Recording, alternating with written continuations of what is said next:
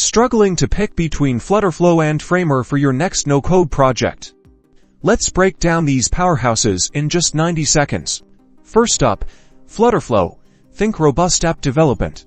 This platform excels at building fully functional mobile and web applications with its intuitive drag-and-drop interface.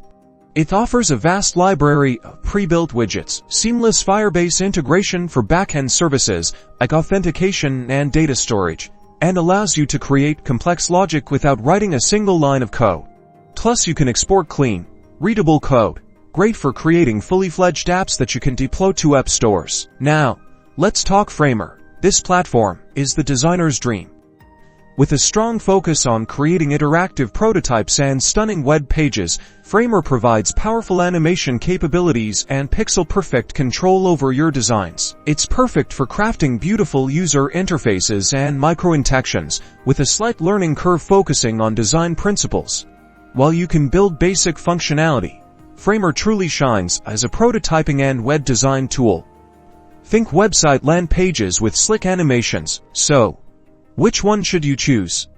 FlutterFlow is your go-to for building complex, data-driven applications. Target audience: entrepreneurs, developers looking to speed up app creation, and business owners. Framer excels in creating visually impressive prototypes and web pages, ideal for designers, marketers, and anyone focusing on user experience and animation.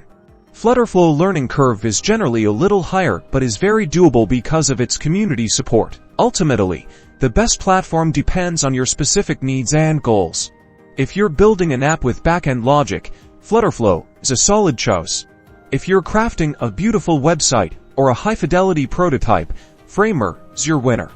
Consider experimenting with both to find the perfect fit. Subscribe for more no-code comparisons and tutorials.